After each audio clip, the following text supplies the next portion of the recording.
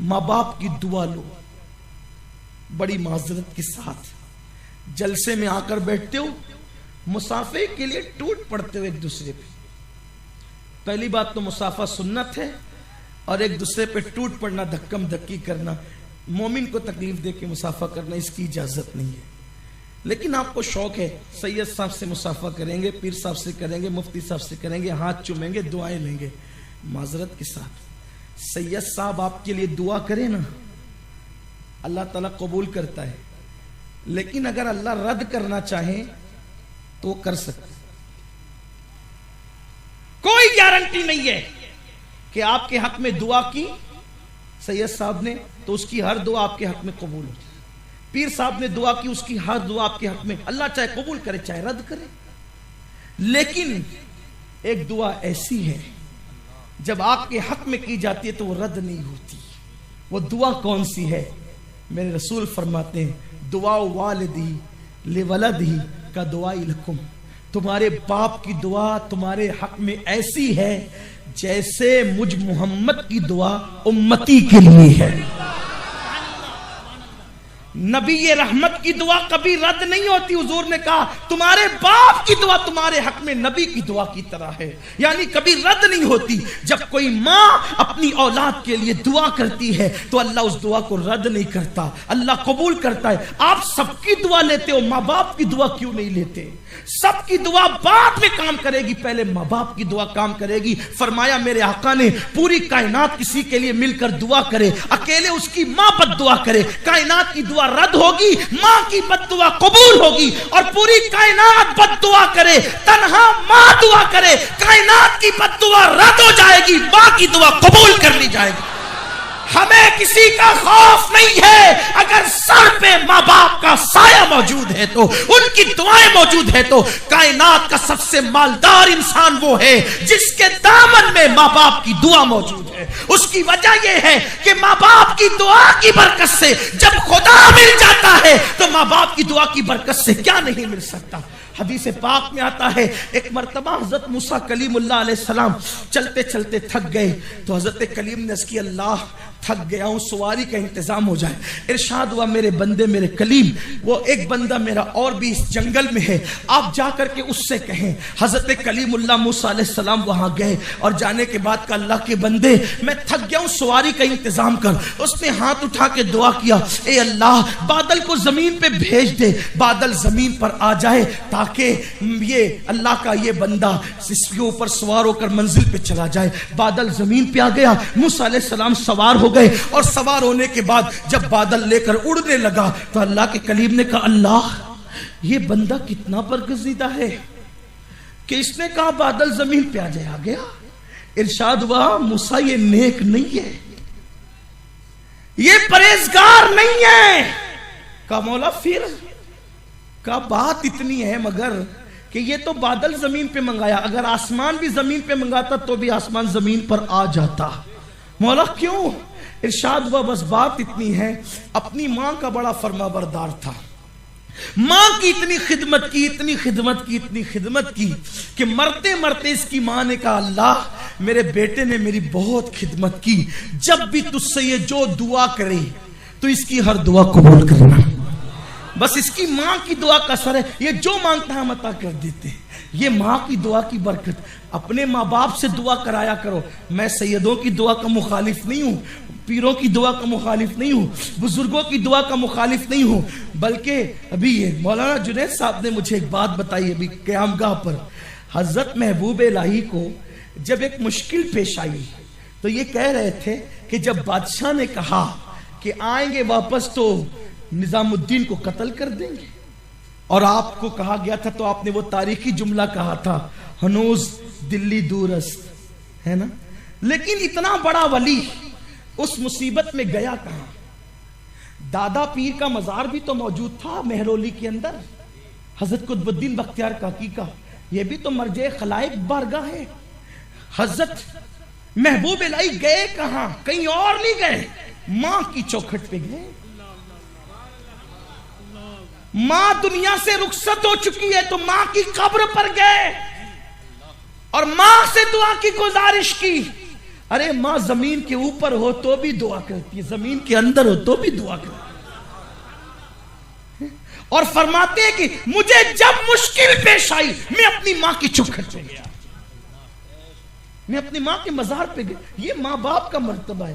ہم نے تو سب کو، بلکہ بڑی معذرت کے ساتھ، رسومات کو اہمیت دیتے ہو، فرائض و واجبات سے جی چراتے ہو، اور یہ شیطان کا فریب ہے کہ شیطان فرائض و واجبات سے ہٹا کر تمہاری توجہ نفلوں کی طرف لگاتا ہے۔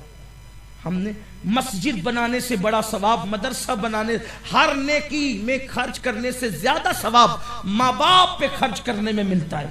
ہمارے پیسوں کے سب سے زیادہ اگر دنیا میں کوئی حقدار ہے تو وہ ہمارے ماں باپ ہیں، اور ہم ان کی طرف توجہ نہیں کرتے۔ یہ یہاں اتنے لا کر کے ڈالے نا آپ نے، اگر ماں دوا کے لیے ترس رہی ہے تو یہاں دینے سے کچھ نہیں ملے۔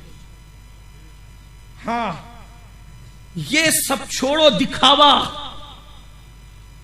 ماں باپ دوا کے لیے مانگے تو ڈانٹ کے کہتے بس کرو، کتنا دے تمہیں، سب تمہیں پہ خرچہ کر دے، اپنی اولاد کے لیے بھی کچھ رکھے۔ نادان، جب تو بیمار پڑتا تھا تو ماں کہتی تھی اپنے شوہر سے، دیکھو اپنی پراپرٹی بیچ کر کے پورا پیسہ ڈاکٹر کو دے دیں گے، لیکن میرے بچے کی جان بچنا چاہیے۔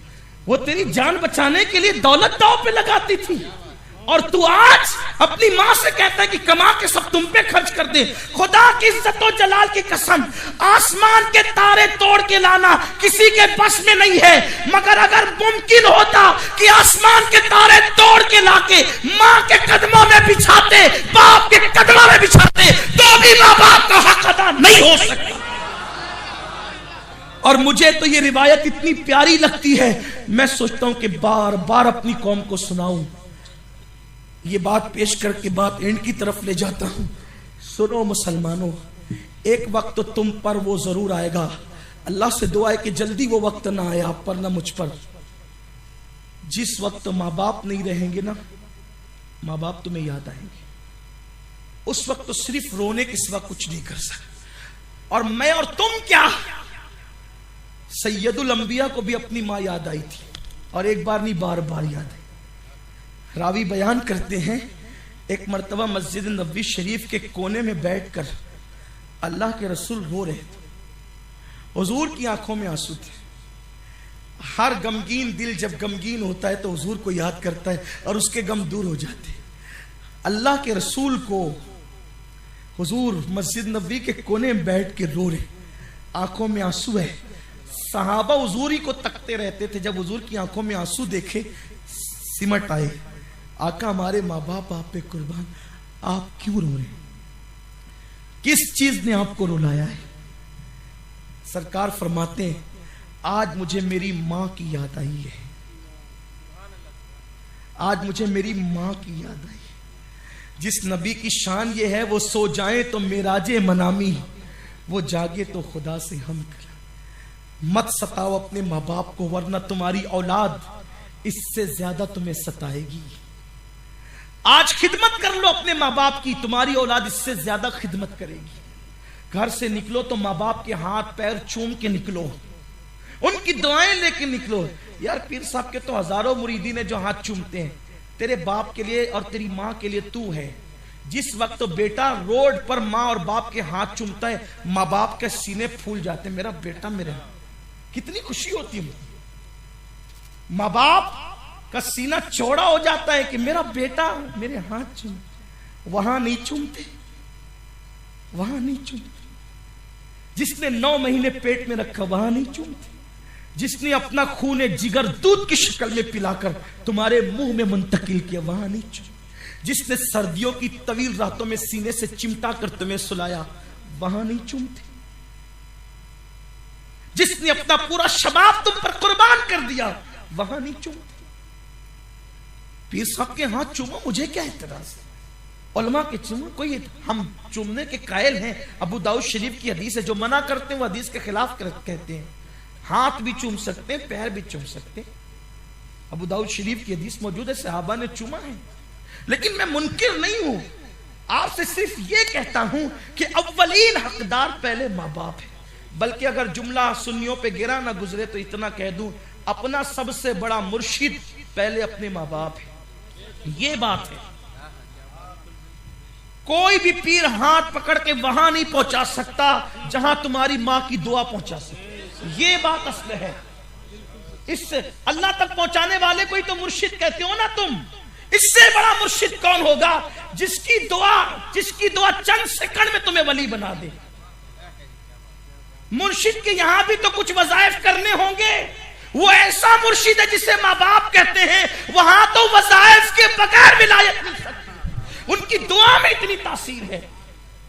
ہاں آپ کیا سن بابا فرید الدین گنج شکر مرید ہونے سے پہلے اس منزل پر پہنچ گئے تھے کہ جب شیخ شہاب الدین عمر سہروردی کی خانقاہ میں مرید ہونے کے لیے گئے اور کنیز ہاتھ دھلانے کے لیے آئی نا, تو حضرت بابا فرید الدین گنج شکر کنیز کو دیکھ کے ہاتھ دھلتے رہے. پانی ضائع ہوتا رہا.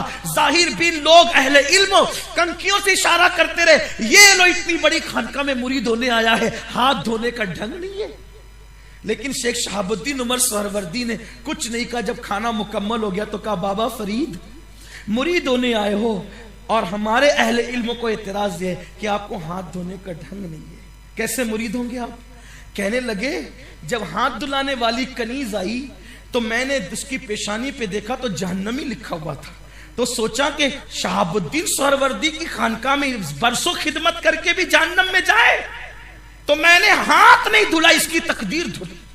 اور اس وقت تک کہ پانی بہتا رہا جب تک کہ اس کی تقدیر نہ چمکا دی. شہاب الدین سہروردی پیشانی چوم کے کہتے ہیں مرید ہونے سے پہلے جو اس مقام پر ہو میں اسے کیا مرید کر سکتا ہوں, اس کا حصہ میرے پاس نہیں ہے, وہ مہرولی والے قطب الدین کے پاس.